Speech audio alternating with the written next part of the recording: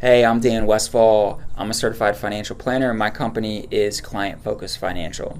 The topic I'm going to talk to you today about is the difference between investing versus speculating on an investment. So, especially because of where the stock market is right now, we're at the beginning of August here, 2020, and we have this huge run up in the stock market over the last few months after the bottoming at the end of March because of the shutdown resulting from Corona. So, the market's taken off, which a lot of people locked up at home have had a whole lot of free time on their hands, and may have gotten a little bit more interested. And I may be describing you right now. May have gotten a little bit more interested in the stock market, and because of the ease of being able to set up an account with a broker like Schwab, TD Ameritrade, or Robinhood, which has taken off in popularity, there's been this huge surge of people that are now getting involved in the market, and a new generation that's getting involved in the market as well.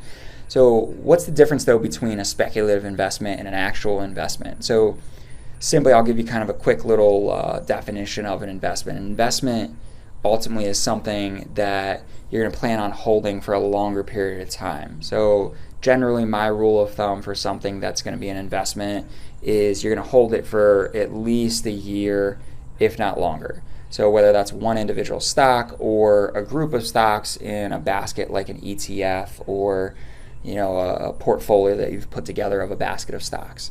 So the reason for an investment is the long-term compounding, because over time, as the market grows, there's always been this upward tilt to the market over time.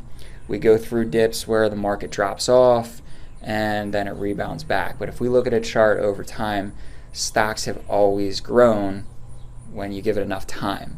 So individual stocks can go up and down, some can go bankrupt, some can shoot to the moon like Amazon, but if we're talking about the entire market of stocks, over time they've grown. So if we then go on the other side of what's a speculative investment, that may be, that you saw Zoom, which has taken off as a stock here because of everything that's gone on with the coronavirus. That could have been a speculative investment that you got involved in, that you put a portion of your money in. So, but you may not plan on keeping that forever, and it's gone up and you may trade it, or you may have traded out of it already to take those gains off the table. Speculative investments are the closest cousin to gambling ultimately. You're basically taking a more educated bet, because when you're gambling, ultimately the odds are stacked against you. When you're gambling in Vegas or with any sort of casino game, the odds are stacked against you.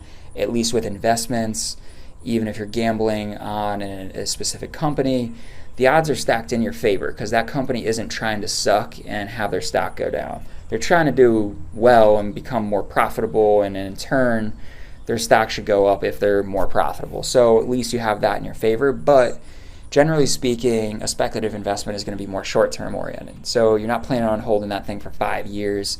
In some cases, you may not even hold it for 5 days. So just depending on how you're investing. So, but biggest thing to take away from this isn't not to do speculative investing. I think that's a great idea to do with a portion of your investments, your overall portfolio. Say for instance you have 10 grand, put $1,000 into speculative investments, split it up between a number of them. Don't just put it all on one like a dummy. Split it up between a number of speculative investments, and work whatever system you're trying to work with, that speculative investment. But that other $9,000 should be more long-term oriented. You should be buying, an S&P 500 ETF or a basket of individual stocks that are very well diversified.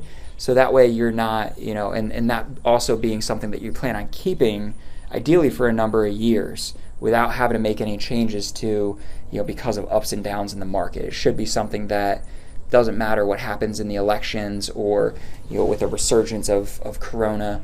It should ultimately just be something that you end up holding on to and just rebalancing over time. So that's my take on investing versus a speculative investment.